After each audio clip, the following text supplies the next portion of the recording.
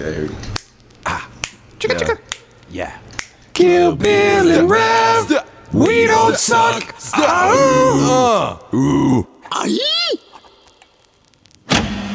Now this is podcasting.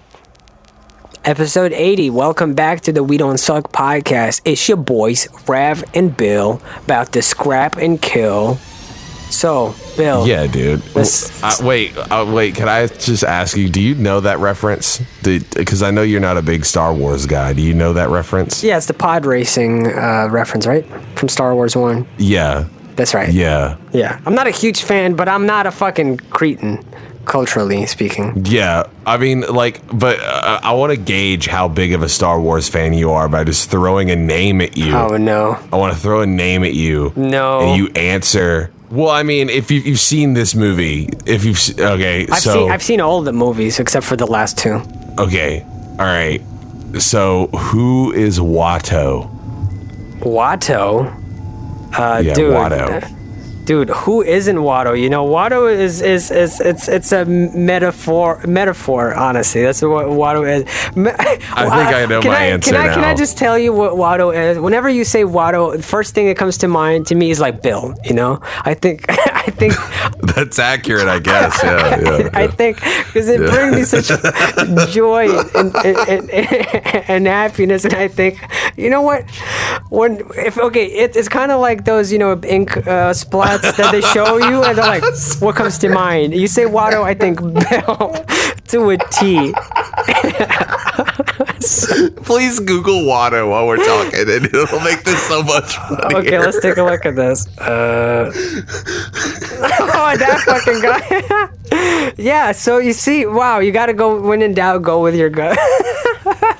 Yeah, go with dude. Your gut when in doubt. I like. The first thought was like, it's just like Bill is Watto, and I'm like, yeah, dude, that's actually it. Like, yeah, Watto's my favorite character in all of Star Wars. Yeah, he was like a very interesting character from a racial perspective, like how they, like the role that he fulfilled, right? Like, oh, how is he racial? What are you saying? You're racist? I'm saying that his inclusion is a racial significance. Like it was controversial at the time, is what you're saying. Yeah, and now it was like another ingredient within the cultural crucible of cultural racism, I suppose. You know. There's this like really, really bad YouTube poop that I watched on stream a few weeks ago. I say a few weeks ago. It's probably like 2 months ago, but it was. It's called Star Wars and the Phantom of the Oak Steak. Okay. And there's this whole scene where it's him and Qui-Gon Jinn, who is Liam Neeson, right? Mm-hmm. Yeah, I remember. And he says in the in the actual movie, he says how much money it is to get that hyperdrive thing for his ship or whatever, right? Uh-huh. And then he goes like, Republic Dactaries, and he goes like, Republic Credits, like that, right?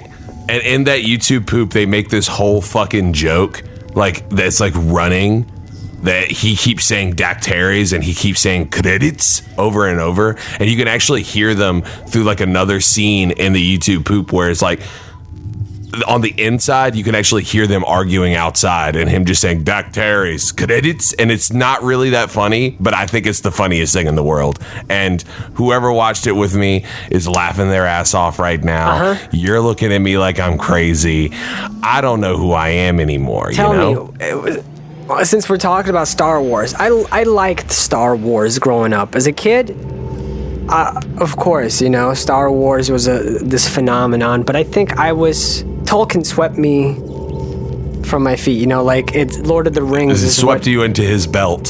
He, you know, fucking pocketed me. It was, I don't know, something about Middle Earth that really captured my attention. And Star Wars I was definitely into.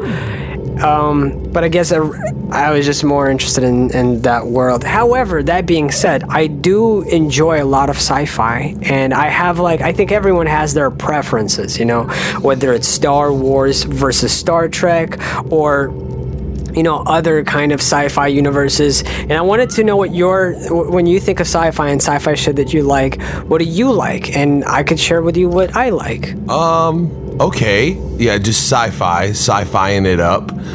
Okay, I do want to get out of the way that although Star Wars definitely is a sci-fi thing, I associate it more with fantasy. Yeah, it's more shonen. Sci-fi. Yeah, than Yeah, for sure. But as far as like actual sci-fi stuff, I have a real big boner for Alien. And I was Aliens, going to say Alien. The second one. Yeah, I was going to say that too. Aliens is my favorite, but I like all three of those. Well, I know there's more than that, but the original three or whatever, I like a lot. Stellar trilogy. And and I really like oh God, what's the name of that movie? Starship Troopers. That's a great fucking movie. Yeah, that movie's so funny. And okay, there's actually one that's really funny that has Tim Allen in it. Do you know what I'm talking about? It's got the dude who played Snape in it as well. Oh, really? Yeah, it's a really funny. It's like a comedy, but it's not. I don't think I've seen this one. No. Hold on, I'm gonna Google it. Tell me some of yours while I Google it really quick. Okay, so yeah, Alien is definitely it's my go-to, I would say. Metroid, of course, very Alien inspired. But when I think of sci-fi, it's your favorite movie? I'd say just sci-fi stuff in general, right? Like the sci-fi media. Like I love Metroid. It's obviously heavily inspired by Alien, but I don't know. The way they use video games as a conduit for that genre is so fitting and so well done. I obviously fuck with FTL, Faster Than Light. I fuck with, also, I've mentioned this before, I like sci-fi stuff that's not too far into the future. Because, sci-fi doesn't mean it's like, it has to be specifically fucking 3,000 years from now where our genitals are like in some sort of toaster at home that keeps them safe. I like stuff like Interstellar. I like stuff like Martian as well. I don't think. Wait, did I see Martian? Is that the movie with who is that in that? The movie? Default White Man. Yeah, that guy. We're thinking of the same person. No, not. It wasn't Marky Mark. Was it Marky Mark? No, it's definitely not Marky Wahlberg. Mark. No, it wasn't Wahlberg. But they look similar too, because Wahlberg is just like a little bit off. Like, like God was playing. It's a little off. God was playing Elder Scrolls of Earth, right? And he went to like default white man race, and he started changing like the face a little bit, and accidentally hit finish, and that was Mark Wahlberg. It was just barely any changes. What's the other guy's name? He's less despicable than Wahlberg. Mark Wahlberg like hates Vietnamese people or something crazy. Oh, he has a violent history of discrimination that we can speak on a certain separate episode, because we'll just have to have the Marky Mark episode. It's coming. Matt Damon. That's right. Matt Damon. That's it. Matt Damon definitely is less despicable. Matt Damon. I'm still a little despicable, I'm sure. There's something in there. Westworld. Westworld is another one. I've not seen Westworld yet. Oh, by the way, I was going to say the movie that I was thinking of was Galaxy Quest. And if you haven't seen that, you should watch it. It's really funny. Seen it. Okay, I've heard of that. It's stupid as fuck. Basically what it is, the whole premise of the movie is that these, like, Tim Allen and his crew play a fictional, like, it's basically Star Trek, right? And this is years and years and years in the future after the show's been canceled, and they are at like how they have those like sci-fi conventions, and they're answering questions in the crowd by people who are just basically asking, like, what was different about the ship that was in episode 281 versus episode 286? Like little questions like that. And then there's actual real life aliens in the crowd that are disguised as humans, and they saw the broadcasts of their show and think that it's real. and so they like abduct them and basically force them, the crew, to the actors to help them on like a actual like galactic quest. And it's really fucking funny. That sounds hilarious. And Tim Allen's there. He's coked up, I'm sure, you know? That's awesome. I should definitely watch it because that sounds like it'd be up my alley for sure. And since we're on the subject of kind of like, you know, more comedy sci-fi stuff, Rick and Morty is definitely a great example of that for me. Especially I really love the latest season 4, which I know is a lot of like, I don't know. I quickly looked it up just to see, like, do other people share my opinion? And it was just like a lot of Rick and Morty fans shitting on season 4. But to me, it's been the strongest season so far. I was really impressed. For me, it was like listening to Run the Jewels 4 and being surprised. How could they not like season 4? I mean, like, he turns himself into a pickle. It's the funniest shit I ever seen. That was season 3 or 2, I think, that you're talking about. He turns himself into a pickle. But yeah, season 4 was very funny. I'm always impressed at how they're able to like draw on this like from all these different sci-fi stories and ideas and execute them so well in such a short span of time and make it very funny. So I definitely appreciate that. And since you're talking about Galaxy Quest, or I think that's what you said it was called, that reminds me of Space Quest, which was a series of point and click games from like back in the like 80s and 90s, I think. They were really fun and funny as well. So yeah, there's that. And I if I had to pick these days between Star Trek and Star Wars, I'd personally go with Star Trek. It's more my speed. That being said, I'm not a huge fan of either. As I said, I'd watch Alien over Star Trek or Star Wars any day, every day. I feel that. I feel like it's just like, I think I like Alien as much as I like Star Wars. I was never like a Trekkie guy. Like, I just never got into it. Like, I watched the Next Generation or New Generation? Next Generation with my mom when I was really young. And I just thought it was like, I feel like I would enjoy it more now, but when I was young, I thought it was boring. It's definitely not for, I don't feel like it's aimed for kids for sure. I think it's because it's less action. Yeah, for sure. I think that, I think now I actually kind of want to go back and watch Star Trek, because now I think about it, I probably would like it a lot now. Yeah. But I feel like Alien and Star Wars scratch two completely different itches. That's true. Me. They are like, very it's like different. A different. I don't even like look at them as the same, even sort of the same kind of thing, you know? So it's kind of like hard to even compare. But I got a question for you, because I know you're really into Tolkien. Yes. And his asshole. Yeah. You know. All right. Yeah. So I'm not like a huge, like, I liked the movies, but I never go back and watch. Oh, the first trilogy. Oh my god, I watch it not every year. I watch it every 3 months. I've been doing that for years. I know you have a weird mini holiday just to watch. You're like, oh, extended. Dude, we're gonna watch the extended cut. I'll see you in 4 days. You know, I actually marathon it with my girl. We usually spend the full day and night watching it, and we're probably gonna do one again soon, this week maybe or so. Like, especially because of the pandemic, we've been doing it a lot more frequently. It's to the point where there's certain scenes. Not only do I know them word for word, I know that the timing word for word, you know, like it's it's the greatest trilogy of all time. I only have one movie that I can do that with, and it's like, I'm embarrassed to say what it is because it's like the most Space Jam? No, fuck Space Jam. It's a terrible movie.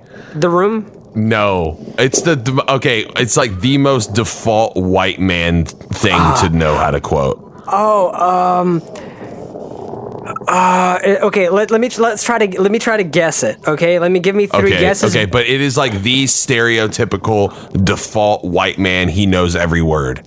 Like, I am like a basic bitch white man for this. Is it considered a Christmas movie?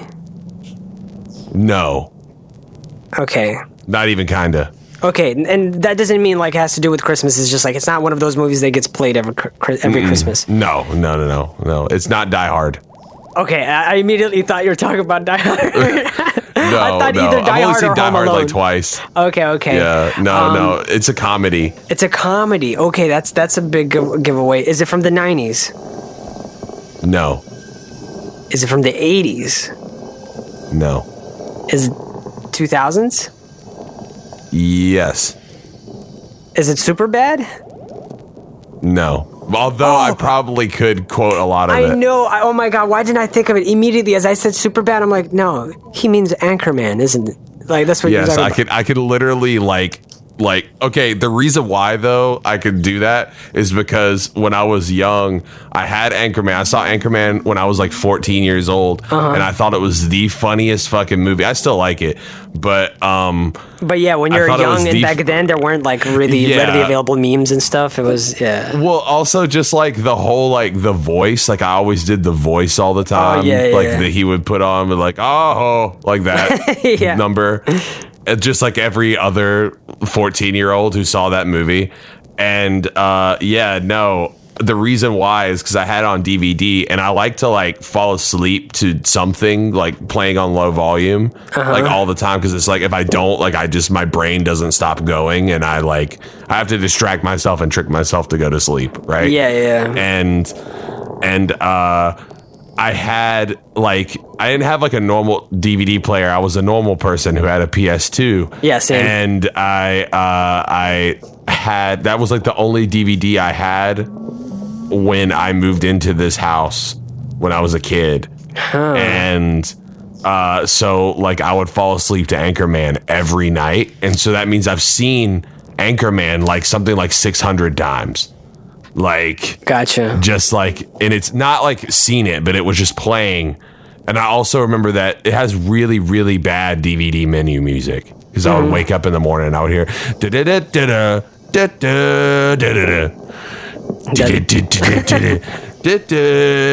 so like literally you can put it on and I can just like do the entire movie. Okay, so you were gonna ask me a Tolkien question. I'm sorry we got really. I got excited. No, I'm glad to hear this, and I'm glad I got it right. I'm just embarrassed that it took me so long to figure it out. Like I knew the answer. I don't know why it took me so long.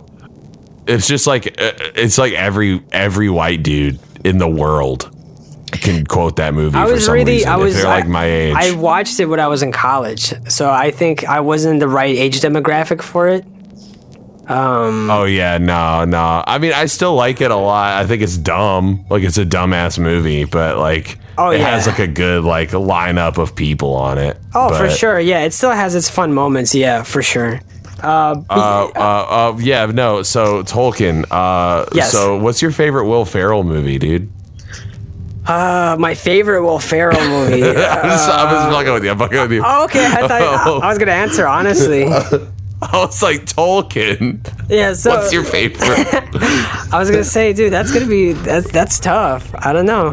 No, I was gonna say, what is your favorite of the trilogy of Will Ferrell movies? Okay, specifically the movies, not the books, right? Yeah, just the movies. Probably Fellowship of the Ring. Yeah, and that's the first one, right? That's the first one, and that's hard for me to say because as soon as I say it, I'm like, yeah, but Return of the King? Return of the motherfucking King? Am I not gonna put that? No, I'm gonna have to go Fellowship of the Ring because it just makes me tear up every time. Like just as soon as 10 to 15 minutes into the extended first film, we finally get to see Hobbiton, a bag end, and that music plays, and seeing young Elijah Wood tackle old but not too old Sir Ian McKellen, and just kind of have that exchange. Just everything about it just puts me in like such a cozy space. It's a very nostalgic movie for me. I totally agree. I someone who hasn't I've seen the trilogy maybe 3 times in its entirety in my life, and never in one sitting. Like, I've never actually sat down and watched it all, and it's pussy. Just in one sitting. Well, it stresses me out because my reasoning is it's not really that I dislike the movies or anything. I think they're fine, but it's just like it's such a long experience, and for some reason, I guess because I'm not as invested in it, go through like these scenarios, which I don't do with anything else, of like I could be doing something productive right now instead of like watching like a 14-hour like movie thing. Yeah. Like, but I know that's dumb because like I'll sit there and binge like a series or like play video games for 5-6 hours straight. That's what I'm saying. Like, yeah, and it's like, and but for some reason in my noggin, like it just like the enjoyment factor doesn't kick in as hard because I like analyze it. I see. It's long. See, for me, I don't know what it is. For me, it's like when you jump into the first Lord of the Rings movie, especially the extended edition, it's like you're getting ready to go on an adventure, you know? I feel like I'm about to go with Frodo and Sam because it's going to be 14 fucking hours. And yeah, no, I get that. I'm going to be 100%. immersed in this world, and it's like you get to just like completely let go of this world, and just the only things you hold on to is this Middle Earth and the popcorn, you know, and your partner. Yeah. And just kind of like really just and especially I've got a bunch of like books, these Lord of the Rings books that are specifically like there's one book that has A to Z, all the beasts and types of creatures in Middle Earth and when they existed, and all the enemies. There's a separate book for that, or there's a book that specifically teaches you about this part of the history, or that part of the history. It just feels like such a incredible world that's been built. Yeah. And so for me, it doesn't feel like it doesn't feel too laborious, I guess, because I know what I'm getting myself into, and it does feel like I'm going on an adventure. I'm going on this commitment with the boys. Yeah, dude. But I will say that the thing that gives me that same feeling that you're getting is when I just strap in and I just get my popcorn and I watch Anchorman for 14 hours straight, you know? Well, I don't even watch the sequel. Like, I just watch the single. You just watch the first movie, and after it's done, you just loop the menu music for 12 hours. Yeah, but the thing is like, there was a whole, you know what's really weird? There's a whole subculture of people who, like, can speak Elvish, yes, right? That's right. Okay? And somehow that is like less acceptable in society's eyes than like a whole crowd of people who can quote every Anchorman quote. Like it's like a subculture that is like, I feel like it is less acceptable. Well, it was. I think the tide has now shifted. I do think. It has shifted. I say like it used to be. I would say it used to be less acceptable. Now it's like if you quote Anchorman now, then there's something wrong with you. Yeah, you get pushed. Yeah, exactly. Whereas if like you speak Elvish, that's just like free sex for the rest of your life. You know. Yeah, I mean, I don't know about that now.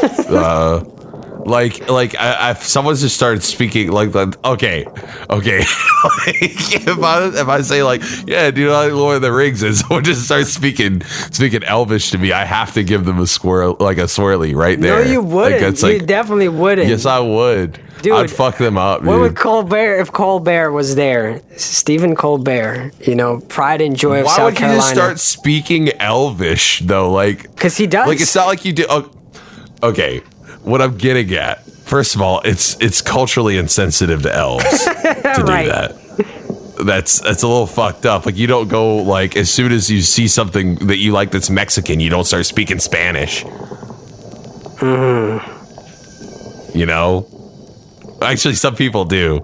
And that's even more acceptable, I feel like, which is fucked up. It's like the equivalent of like white people pronouncing Spanish things like too correctly. Do you know what I mean? Yeah, but like when they're speaking in, I don't understand. I'm kind of like in between. I totally get it. Like I don't get why. I totally get it when somebody doesn't try to and just says it like in like an American accent, right? But I also totally get when someone tries to, because it's kind of like, what's wrong with that little bit of effort? I think people who get offended by that, who aren't Spanish-speaking people, are usually the ones who are offended by it. They're offended by it because they think it's an assholey thing to do, to like go. It's a try-hard thing, right? Like that's Is that what bothers people? Do you think? It's like, I don't know. I think it's just more because it's like a certain type of white dude does it. Like it's like a certain like gentrified kind of white guy that you would see that would like be speaking, and then like all of a sudden like they'll like say quinoa with an accent. You know what I'm saying? Yeah. Like it's just kind of like a weird like I don't know. I always feel like there's like a middle ground. Like there's a way to, like, you know me, man. I'm a Libra. I love my balance. Shut the fuck up, bro. I always feel like there's a middle ground with these things. So like you don't have to sit there and say, okay, I'm trying to think of like okay, it's like the equivalent of like, I don't say Akira when I say Akira. Or no, Akira. I say Akira when I say it. I don't say Akida, even though it's wrong to say Akira because like that's not how they would say it. Yeah. I don't say like Akida because I look like a fucking idiot. Well, I say Akira because it's like, well, okay, with Japanese, they have like literally I think 77 or so syllables in total within their language in terms of pronunciation, whereas in the English language we have way more than that, and all of the ones that they have with the exception of like a handful exist within the English language. So it's not like it would be a very difficult thing for us to actually pronounce the things right. It's the other way around that's difficult. It's a lot harder for Japanese people to pronounce certain things because they don't have certain sounds. Because we're just hitting them with every weird mouth sound that we've got. Yeah. Like we're really firing on all cylinders. No, I get that, but what I'm saying is that like there's 3 ways to say this. Okay, or like I say Sakura, right? I say Sakura and I don't say Sakura. But then there's like Sakura. Yeah, no, Sakura is correct. You're saying it's fine. But you're not like, but there's like lots of people who go Sakura, which is also fine if that's how they say it, right?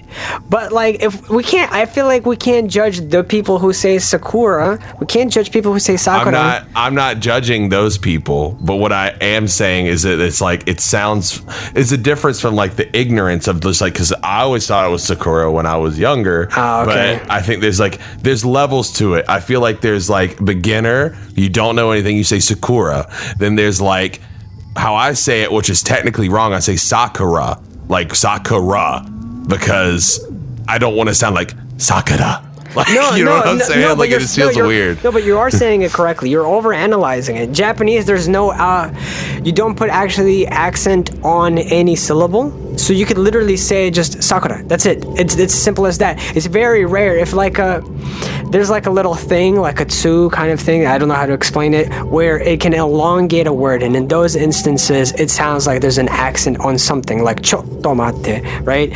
But it's not, there's nothing, I feel like, I just feel like languages like Thai and Japanese in particular are such easy languages to grasp, and Japanese is an easy language to pronounce by comparison with other languages, especially if you're Spanish speaking or English speaking person.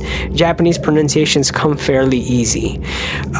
So like if somebody, you're right, if somebody says Sakura, it comes from a place of ignorance and not knowing, that's fine. But then someone who's trying, that means they're no longer coming from a place of ignorance and they're trying to say it correctly. I feel like if we're fixating on thinking that those people are tryhards or jackasses or suburban gentrified idiots, then I think like we're kind of like are we wasting our time? It's not even as much the effort. It's not what I'm getting at. What I'm getting at is like sometimes it's like there's like a tone, like a different like almost like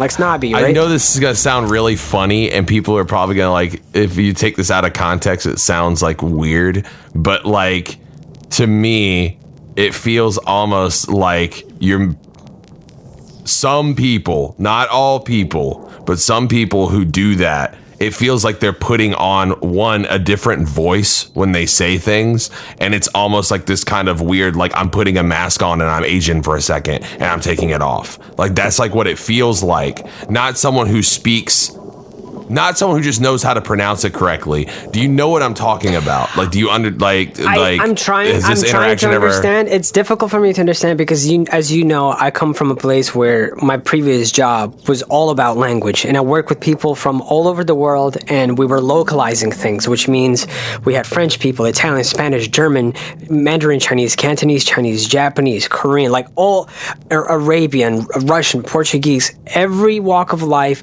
people from all sorts of places, and you start to learn within that sphere, especially as you climb the corporate ladder, you start becoming aware of certain differences or like go-to things. Like if the text in a Japanese game is very long and it's like, oh fuck, we were just looking at the English version and the text is going off screen, we need to find out like what other languages need to bug this. It's like, oh, check it in German. It's gonna be the worst because German words are fucking long and the way that they express things is just very long. It's just something you kind of figure out. With French, with the French language, there's certain things that you start picking up on, like, oh, this is a common thing that people get wrong, or this, blah blah. And it's just these small things you pick up on over time, and you actually start learning like certain little linguistic subtleties. You don't necessarily learn how to speak the languages, but you start to understand the difference in pronunciation between languages that may appear similar on paper, like Spanish and Portuguese, but there are some, again, accent indicators that can help you even determine the difference between Brazilian Portuguese and European Portuguese, right? And if you become aware of these kinds of things, and then you're trying to pronounce something and you know it comes from Brazil, or you know it comes from a part of China where they speak primarily Mandarin, you might be informed better as to how maybe that thing may be pronounced. And I don't think it's necessarily, I'm sure it can come from a snobby place, kind of like, did you hear what I just said? Yeah. I said La Croix instead of LaCroix. No, I said La Croix. I remember I was saying that all in California. Yeah, La Croix. Yeah, and it's... Yeah, hand me that La Croix. So I guess it's because, like, I think where you're coming from is, like, there are people who are kind of just, like... maybe for them it's like they're role-playing some sort of character when they're trying to say these things, but I've never, I guess, really experienced it in my personal life. Whenever I've seen people do it, myself included, given my background professionally, I always looked at it as like, oh, an attempt to honor an existing language. I think that I'm thinking of like the worst possible version of this interaction, and you're thinking of like a good the one. Most innocent one. I think that like clearly there's a difference between the type of interaction that I'm talking about and the type of interaction, especially like in your background of like this like super multicultural, multi-language thing, whereas like this is like the interaction that I'm speaking of doesn't happen a lot here, because here everyone gets everything wrong and they're like, quesadilla, you know what I'm saying? It's just kind of like normal. So it's almost weird to hear someone like, there's like either one extreme or the other. It's like almost like someone like putting on a show when they're trying to like get it right. And you see that more in like the city. It's not J Dilla, it's JD, yeah. Okay, like the difference would be is like I say quesadilla. Yeah. Just quesadilla. Yeah, I say quesadilla. But then sometimes you'll have people who will come up and they'll be like quesadilla. Like they'll like, it sounds almost Italian. You see what I'm saying? Like it's like, that's what I mean. It's like an over pronunciation, and it happens like a lot around here. You know what? Maybe if I came across it would also bother me. I never have. That sounds hilarious. Also, like, it's funny. It doesn't bother me. It's not like I'm sitting like, wow, I'm gonna fucking murder this man. I'm just saying that, like, when it happens, the few times it's happened in my life, like, it's just funny. It seems like silly, But yeah, basically what I'm saying is that if you speak Elvish, I have to choke you out. You know what? It's interesting you say that, because like I'm someone who's multilingual myself, and whenever I speak with my mother, we usually speak in English, and sometimes we mix in Russian into it. And it's funny because we speak basically Rusklish, where like we try to speak Russian with one another to maintain, like to retain the ability to speak Russian, because it's a very difficult language. And we've gotten so bad at it where it's just like we keep throwing in English where we fail. And sometimes we'll just be speaking English and we like reference something that's a Russian thing. We'll say it, but we'll say it in an English accent by accident. You know, we'll just say it in an American accent because it's like we're speaking so fast in English. It's hard to like switch gears right quick, and so sometimes we don't do the switching gears thing. But yeah, if you know like if you try to speak Elvish to me, Bill, and you're like, hey, I just said like you're my best friend in Elvish, and I step in and I go, dude, that's sweet, but your pronunciation is fucking trash. This is how you're supposed to say it. Then I think that would be a dickish thing. But speaking of Elvish, just to show you how big of a Lord of the Rings fan I am, when my partner and I went on a 3-month adventure to New Zealand a couple of years back, and we visited like all sorts of places. We climbed Mount Doom and like the whole area and everything. It was a more than 20 miles long, the whole journey hiking, and we did it in half a day, and my feet were bleeding. Yes, and I climbed Mount Doom. That was the toughest part of the whole thing, and I have vertigo. I was shitting myself. It was so scary. At one point, it just felt like the mountain was purely vertical, and I was in a cloud. So, and Morgan, my girl, she went way ahead of me. She was already probably at the peak by then, and I was struggling. I had my Timbs on because I just didn't have any other adequate shoes for mountain climbing. I had a big bag with like a 3 or 4 liter water bottle inside filled, and a couple of boiled eggs, which was supposed to be my snack for later. I am a lizard. And that's good. I remember just looking down, and I filmed it. I can actually send you a little video. I shot this like video where I look down and like you see my feet, and then you see a cloud and nothing, just nothing beneath me. And it looks like I'm almost like vertically suspended. It was super tough for me to climb, but when I finally climbed it, I cried and ate my boiled eggs while I was crying. Just, I love it. So I just sobbing. And I cried, and I was like, but at least I could have helped Frodo if I were in Sam's shoes, maybe, you know. I would have just been super emotional. Yeah, dude. But yeah, so we went to a bunch of different places that were from the movies, and one of the most memorable places we went to was Hobbiton, which is incredible. It's just like, and it has so much history, how it was built and how it was supposed to be kept a secret from the world. For the longest time, people weren't supposed to know where Lord of the Rings was being shot, but it got revealed because I'm going on a digression here, but it's just a fun fact. So like it was a big undertaking to build Hobbiton. They found this location. It was this big like land, but it was owned by this farmer, and they said, hey, can we like borrow it, and like can we like like pay you a lot of money to borrow it, and we'll like change the landscape and create this thing, blah blah. And I don't remember how he agreed to it, but he did.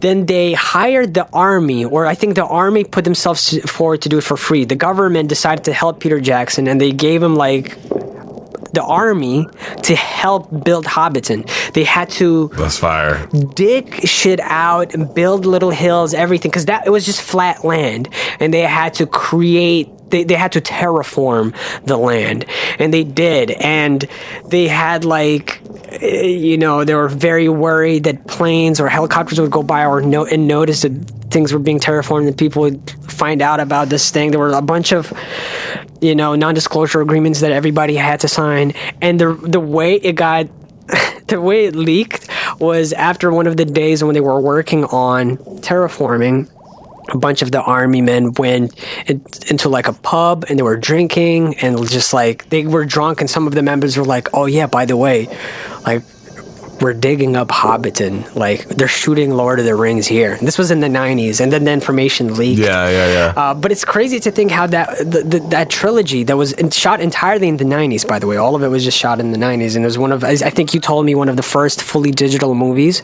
It's crazy to think how important it is, how it significant it is to New Zealand for its economy, like tourism.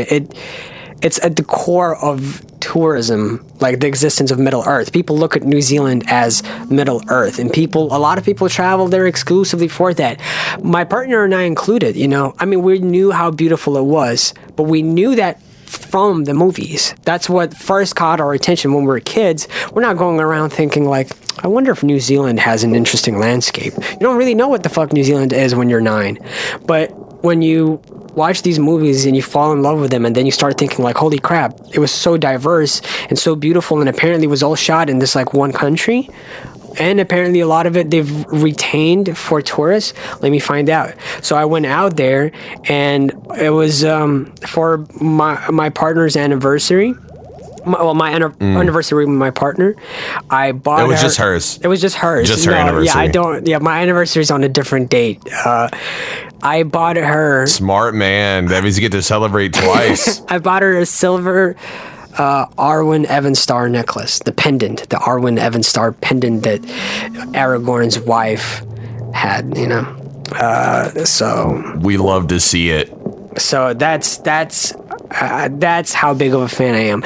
Am I as big of a fan as Stephen Colbert? Am I able to break down to you like every class of like Gandalf? He's not really human. He's like this. I forgot the word for it. It just goes to show I'm a terrible... My girl, if she knew I'd forgot the word for what Gandalf is, she'd probably choke me out. But... We love to see it. But we love to see you choked out. I don't know all of the details as much, but I just love it. I'm a huge fan. I enjoyed that world. Sorry for rambling. No, you're good, man. Yeah, so I went to Pennsylvania one time, and I went to Anchorman Town. I was hoping you'd say that. And it was just they had a couple newsrooms. Brian Fantana was there, as played by Paul Rudd. Or did you get your partner for your anniversary? I got her a free trip to. You know what I got her? Actually, I got her a piece of fried bat wing, because bat is chicken of the cave. Not to be confused with cat, which is chicken of the rail yard. It's so stupid, and yet it's that's so like my funny. favorite. That's the like best I one. haven't seen the second one. The second one is like there's like less quotables in it for me, but that quotable is so funny. Like that's like the one that just like really stuck with me. Chicken of the rail yard.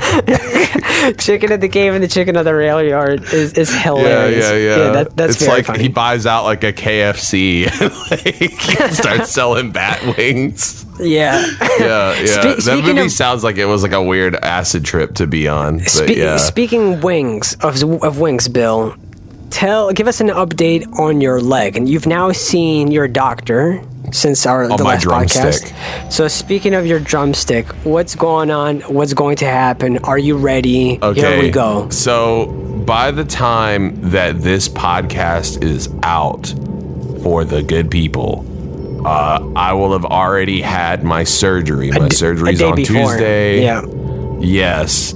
So this is what's supposed to happen, and then I'm going to speak as if I'm in the future. Okay. And it's already happened after. Okay. So what they got to do, I went to the doctor the other day, and they said, okay, like I had like a rotated fracture, which basically means like if you saw a picture of it, it would make more sense. But on the bottom, like near my ankle, my fibula had a pretty bad break, and it was like twisted. Do you see what I'm saying? Gotcha. So it's like if I just left it to try to heal on its own, it would just not work correctly, Mm-hmm. And that's like part of where you put all of your weight. And then I also had another crack like right below my knee. That's where it is. But that one, he said, is fine. He was like, you won't even feel it. Like he was just like, because there's no weight bearing on it.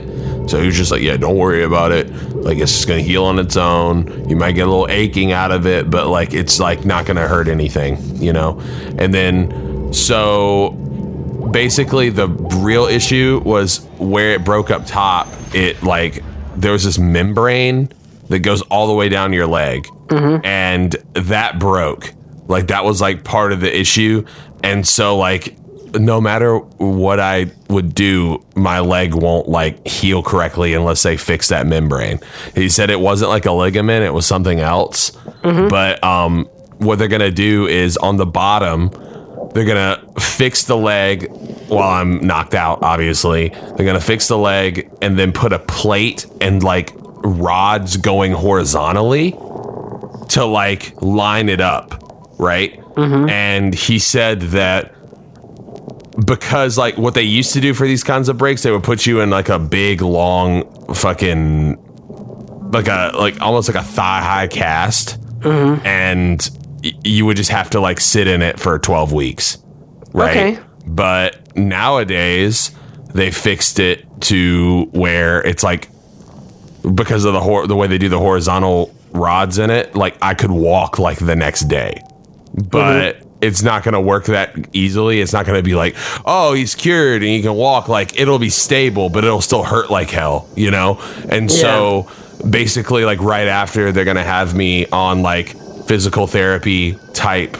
I don't think it's like going to be straight up physical therapy. He acted like I was going to kind of circumvent it with this procedure, but it's going to be like me moving my ankle like up and down, trying to put weight on it, etc. And he said because it was such a small amount of time, I shouldn't have like any, like I won't like forget how to walk or anything. You know, that happens with a lot of people. So yeah, it was pretty good news. He said that if I was going to break a bone in the bottom part of my leg, that was the one to break. And because like if you break your tibia, it's way worse because it's like a thicker bone. And yeah, basically like this will like straighten out my ankle and all that stuff. They took me out of they had me in a splint, and they were acting like they were going to give me a hard cast at first, but instead they gave me a boot, which I like a lot better. And yeah, it's way more comfortable, and I can take it off to shower and stuff. And so yeah, I got a boot.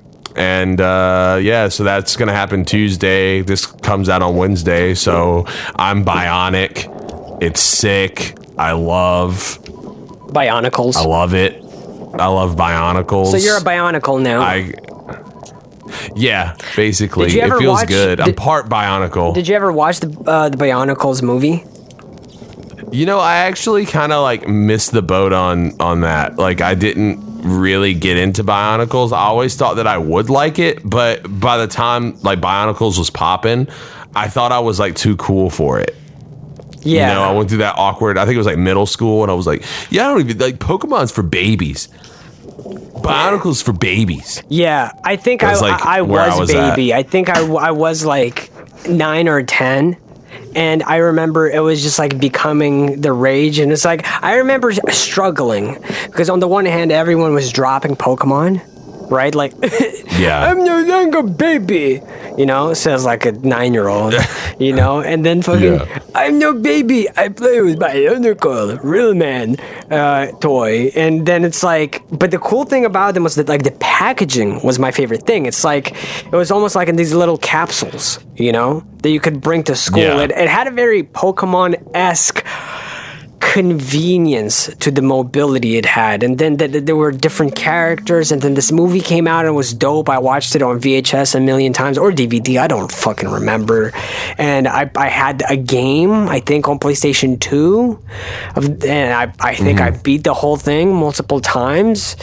And it's the funniest thing is like now I don't remember shit. The only thing I remember is like they had like vaguely tribal names, I think, like Maui kind of, you know, like I don't know. It was that's all I could think of. Yeah, they did have tribal, like like almost like a Hawaiian thing going on. Yeah, definitely so. And which, by the way, you know the movie Moana. Yeah, I've never seen it though. Oh, really? Dude, it's one of my favorite Disney movies. And dude, I know you love The Rock Johnson, right? He does an incredible job. We love him. Yeah, we love Dwayne. And Dwayneson, The Rockson Johnson. He does great. And I mean, he is Polynesian, right? And he's Samoan. Is that Polynesian? Oh, is he Samoan? The Rock Polynesian. Let's see. I thought he was. He's half black and half Samoan. So yeah, I guess, let's see. While both the Maori and Samoans are of Polynesian descent, their cultural tattoo designs are different. Okay, so they are Polynesian. And the Polynesian people are sort of all over the world. And New Zealand is actually another central place for that. You know, I didn't know until I went there. I was pretty ignorant to Polynesian. You just thought it was all Middle Earth. I always thought Polynesian culture, I thought, was centered like places like Hawaii. I never thought like New Zealand seems so far away, and I didn't know they shared so much of their culture and gods. And so yeah, like the natives there were Polynesian people, and it was incredible. If you go to New Zealand for Lord of the Rings, or if you don't care about Lord of the Rings, yes, the nature is incredible. The people are some of the loveliest people you'll ever meet in your life. The climate during winter time is phenomenal because it's southern hemisphere, so it's, you know, it's summer isn't winter. And the cultural like history, you know, of the Polynesian people is incredible. It's very interesting, very insightful. And Moana came out while I was in New Zealand, and I watched it on a boat, going from like a Polynesian centered like small area to like another part of New Zealand, and I was on like this boat, the ship. And there was a cinema inside, and they were showing Moana for the first time on the ship, I think. And so it was so fitting because the whole movie takes place, you know, on water. So it was such a weird experience to see, like, oh, they're talking about all these Polynesian things that are all around me right now. Also, the protagonists are on water throughout this whole journey, and so are we.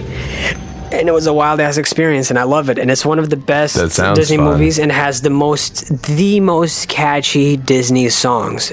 Catchier than Aladdin, catchier than Frozen 1 and 2. Is just, I still sing them almost every day. If I catch myself in a loop, I'm doomed for the rest of the week. I feel that. Now I gotta see it. It's so I was good. also gonna throw this idea at you. I've got an idea. You know how like we talked about this on stream the other day about how like porn has like parodies of things, but also there's like another like a kind of parody movie where it's like basically like a movie, but it's the stoner version of it, you know. And I'm gonna pitch an idea to you real quick, okay? Shoot it. Give me your worst. Disney presents Marijuana. I'm intrigued. And it's just Moana. It's just Moana, but they're just fucking stoned the whole time, and it's like reggae music. And also, Cheech Marin is there. Is it patent pending, this idea? I mean, no. Good. I'm stealing it. Coming to theaters near you, Marijuana. That was fucking dumb, Bill. So I'm going to... I'm just going to completely move on to something else because, you know, that I felt overstimulated by your question. This will probably be the last podcast episode that I record with my current microphone setup. Actually, today's setup I thought you were just say you were quitting. No, okay, so just some insight. The first 20 or 30 episodes we recorded on one microphone because I was letting my friend borrow my main microphone. So I was recording on the Rode NC2A. Now I'm recording on a different microphone. I have been for the last 60 episodes or 50 episodes. And ordinarily I've been recording in the living room, as you know, Bill, but today I'm actually recording in the bedroom. It's a setup I've been trying out Saucy. more and more as of late. It might be a little bit more reverby-ish, but it's probably not. It's probably quite similar to your sound, and yeah, it's still good. And at least I don't have to kick my girl out of the living room, you know, and the access to the kitchen. So it's been convenient. But I am changing to a new microphone. I'm gonna keep this microphone for recording hip hop and all that, but I'm getting a separate microphone specifically for podcasts and Let's Plays, and it's arriving Monday, the day before your surgery. And I'm fucking so excited. Yeah, dude. What's the first thing you're gonna do with it, huh? Realistically, Marry it? stream probably on next Tuesday, like the day or 2 days after I receive it is probably the first time I'll get to use it, I guess, on a stream. Also just going to obviously record it with you later that week when we do the podcast and Let's Plays, and then I stream again. Yeah. And who knows, maybe some stuff in between, like Let's Plays or skits for stuff, or I don't know. The possibilities are endless. Get real crazy with it. Dude, get real crazy with it and make a whole album using nothing but this mic. You could, and it'll be weird. And you totally could, and but I'm so used to the microphone that I ordinarily use, and the other one is more broadcasty. You know what I mean? Whereas this one I think is more fitting for me recording hip hop. You got the Joe Rogan mics. No, not Joe Rogan mics. Better. Joe Rogan? What does Joe Rogan use? I think he uses the Shure, right? The SMB, whatever. We're about to find out, baby. I'm pretty sure he does, which is a very common, podcast and radio broadcasting microphone. It's really good. An industry standard, I think, for podcasts. Yeah, he uses the Shure SM7B. SM7B, that's right. It's a great microphone, but the one I'm getting is better. Damn. What is yours again? You said it earlier. The Sennheiser MKH416. And MKH. And honestly, like I've like prior to this, I didn't really know too much about it. I knew that it's used on movie sets and stuff like that. When people hold the boom mic, it's a directional shotgun mic. Yeah. I mean, all shotgun mics are directional, but you get the point. And the reason I wanted to go specifically with this one, even though I have a very good microphone, is because I wanted a directional microphone, and I've had really good experience with the MK416. Every time we recorded at the Grump's office, it blew me away. It's just like how clean it is. It's great. It's great. And it's like, I'm looking at it right now. It's kind of like long and pointy. Yeah, it's very phallic. It's got a long, thin shaft to it. And I love that. That's how I like my phalluses. And it's great. And the thing is, you should get one, and if you do get one, you should get secondhand. Because I did the stupid doo-doo batter brain baby maneuver, right? I bought a new one. But turns out you can get secondhand ones for way, way cheaper, and they're just as good. The only reason they get priced down is because of like cosmetic reasons, like it's a very sturdy microphone, but the paint on it, the matte black paint, wears out quite easily after some use, especially if you move it around and take it to different places. So when people do sell that microphone, because of the cosmetic damage, they do price it down quite significantly, sometimes half the price or even a third of the price that it usually costs. But it still works just as well. And if you copy that, then it's great because it sounds phenomenal without processing, and then with a little bit of processing, it obviously also sounds great. Listen to the Game Grumps. Listen to, I'm guessing Super Mega have also now in their office, I'm sure they have the same setup in terms of the microphones they use and the dynamic processing that they apply. And it's really nice. I like how uniform the sound is, and because okay, I'm just gonna ramble right quick. My problem with us playing games sometimes is the microphone is right in front of my face.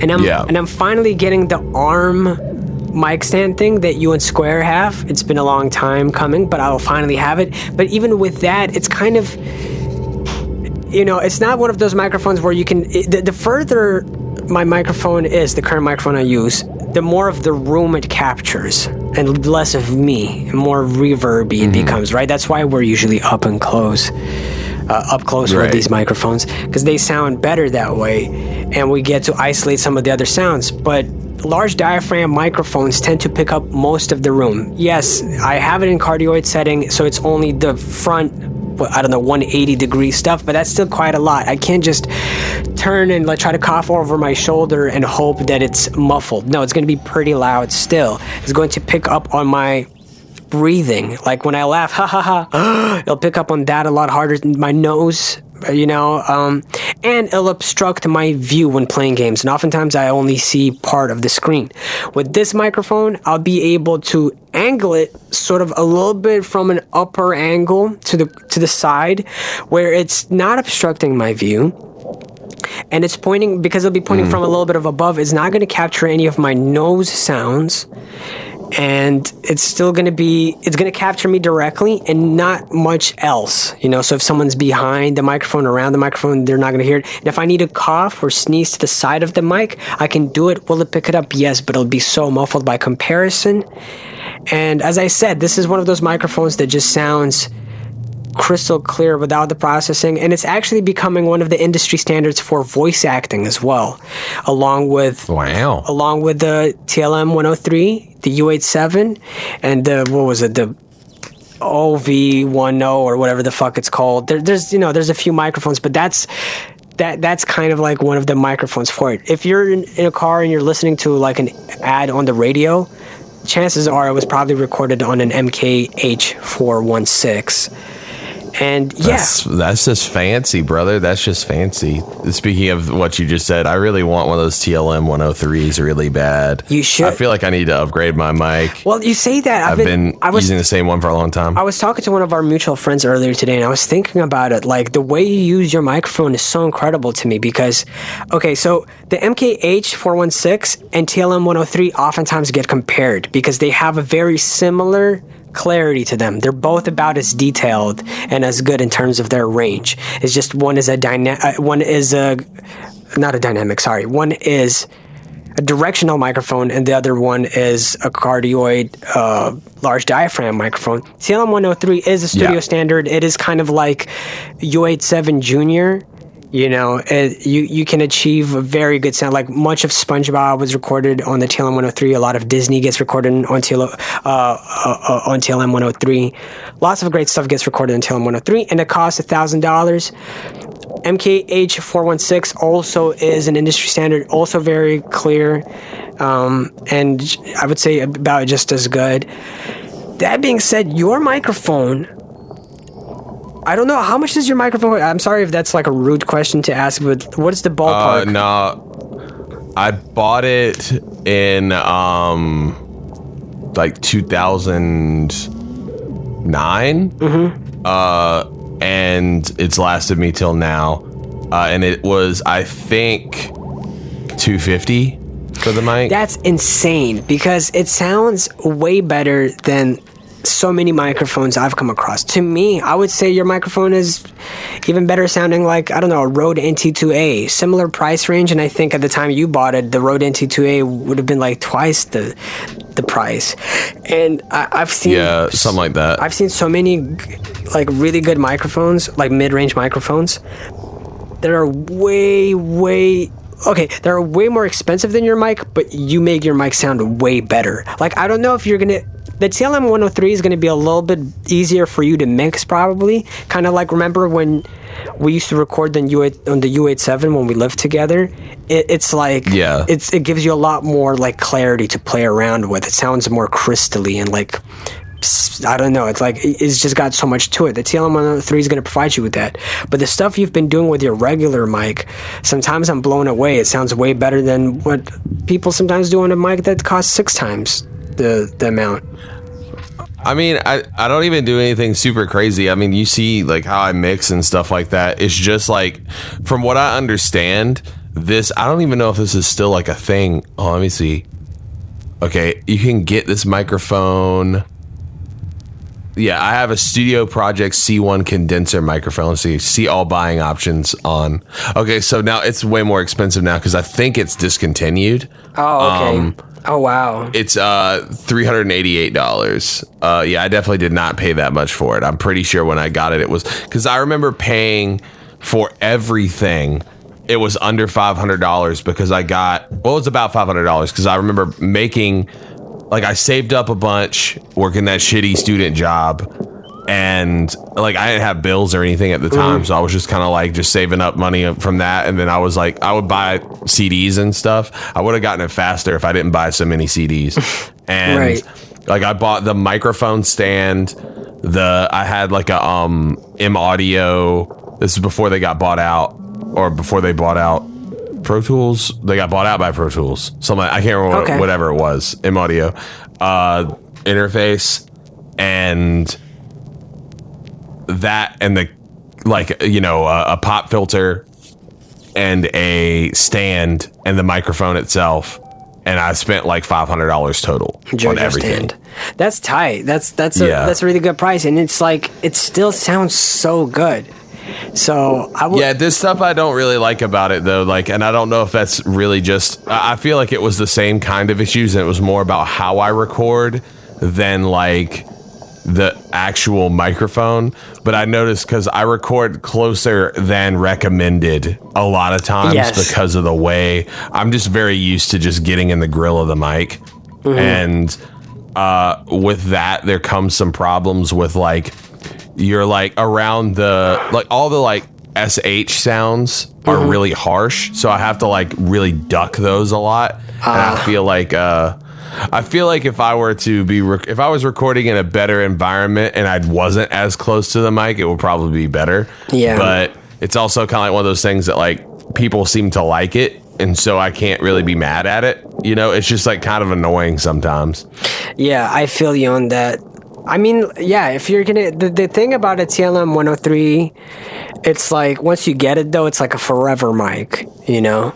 You don't, it's like you're kind of set. Like with me, I'm never gonna need to get another, I feel like I'll never have to get another large diaphragm mic. I'm set in that regard. Yeah. Like my microphone has me set. It's going to be my forever mic. I've had it for about a decade. The microphone itself, like the make of that microphone was like first made 50, 60 years ago, and it hasn't really been improved on since, because, you know, there's only so much improvement you can make to the clarity of sound. And then the MKH416, it was a bit of an investment as well, but it's also going to be my forever mic for shotgun mics. There are there is a I forgot what it was called, and it has like a blue body. There's like this other industry standard shotgun mic that cost more than $3,000, but the difference to me wasn't significant enough to justify that price. So I was like, I'm gonna go with the MKH416, and it's gonna last me my whole life. Same if people ask me now, hey Raph, should I get the U87 or the TLM 103? I would tell them to go with the TLM 103. Reason being is the U87 is incredible. It is better, but not by $2,000 when you listen to the sound.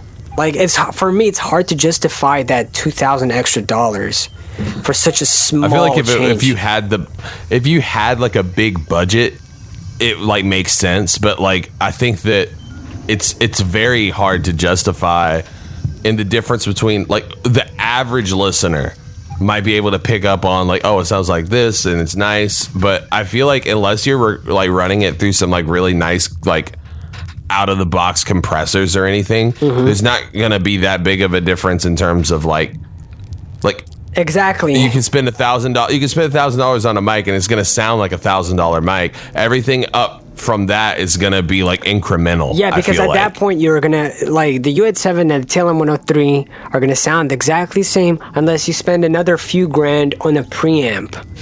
You know, that can then showcase maybe the minute differences that the TLM 103 and the U87 have. And I just, again, there's a time and a place for it. Not within the sphere of music and now broadcasting, I suppose, online broadcasting that we do. It's just not necessary for me to invest in some preamp at the moment that costs thousands and thousands of dollars. So if you're looking for a large diaphragm forever mic, TLM 103. If you're looking for a forever mic that's a shotgun mic, my suggestion would be to go with the MKH 416. I don't know, maybe someone else would tell you go Rode NTG3. Everybody has their own opinions, but that's my thoughts on it, and again, it comes from my experience at the Grump's office, and kind of hearing it and seeing it in action, and just kind of being blown away by the uniform sound and clarity that it produces. Yeah, dude, it's a good microphone. I'm happy for you. You're Thank doing you. good. You're doing amazing, Sweaty. You need to get one. You know what you need to do? You need to do a fucking stream and do a stream where all the donations go towards your medical bills. So at least yeah, I do need to do that because my medical bills are gonna be fucking crazy, bro. yeah, you should do that, and I feel like the community would definitely, like, if you guys are listening right now, you know, if you're not following Bill on Twitter at I am Kill Bill, what is you doing, baby? But keep an eye out also on Bill's Twitch. Subscribe to him on Twitch, or follow him at least on Twitch, twitch.tv/Kill Bill the Rapper, and sort of look out for notifications for when he streams next. And I dead ass think you should do a stream where you just like, hey guys, all the proceeds today, all the donations you guys give today are going to go towards my medical bills, and then just try to give your best. I have to really play it up. I have to like hold my leg in the air, like really high, to where they can see that it's fucked up. Well, you don't have to like, do. Like, yeah, see, I'm not lying. You know, I mean, you don't need to be e-begging or doing a pity parade. I think what you just need to be forthcoming that those proceeds are going to go towards that, and just try to entertain people the way that you usually do. You know. Which I find with super my leg entertaining, in the air. But with your leg in the air, so that they are guilted into perhaps donating and subscribing. I'm just gonna like string my leg up like with a pulley system. Yeah. And just play. Hang it up on your fan, like ceiling fan, and then turn the ceiling fan on through the stream. And just like kind of dangle with my fucked up leg. Yeah. Yeah. Yeah, dude. I thought that it was. I didn't get to tell you either. When they took the thing off, like I was like expecting my leg to like look a lot better, you know, because it's not as fucked up, but like it still looks pretty fucked up. Of course it does. Like, yeah, of course. It's super swollen, but the worst part is it's just got bruises all over it, bro. Yeah, It's like, you're gonna get that. Yeah, bruising, really bad bruising, and even after the surgery, it'll obviously still look bruised. And as I told you in my stream the other day, once they put the cast on you and everything, find a long ruler that you Amazon Prime yourself or something. Well, that's the thing though. They're not gonna do a cast. It's just that's gonna be the boot. It's just gonna be the boot. So yeah, I'm circumventing that whole thing. Yeah. So are you gonna be able to it's itch just gonna be straight properly? Yeah, I mean I can right now, but like I can take the boot off at any point, like That's if I true. want to. Just be careful, you know. Yeah. That's all. Yeah, it's really just like they said the boot is more just for protection, Yeah, like exactly. and less about because like I really can't move my leg because it's swollen, like my ankle because it's swollen so bad I couldn't like move it if I really wanted to, like on that joint, like up and down. So they were just kind of like, well, you can't do that anyway, so there's not a real point in putting the cast on because like that's like what you don't need to do, and so they gave me this boot, and you know it's real tight is it's got one of those little things on it where you can like pump air into it, and so it feels like a little cushion around the foot, a little cushion for the pushing. Okay. You know, yeah. on my to fuck my foot. You know. Right. Gotcha. Understood. Having sex with your foot. You know, it makes me wonder if there's like anyone out there who is just like really looking for some Kill Bill foot pictures. You know. I just like never had that thought, but like someone with a foot fetish who wants to fuck my feet, you know, is that a thing that exists? I mean, you just thought about it now, right? So now you've thought it into existence. Somebody has had that thought. Definitely has had that thought about you. Why do you say definitely? Like it's not like I'm going around parading my feet. They don't know what the state of my feet is like. But like if I've had that thought,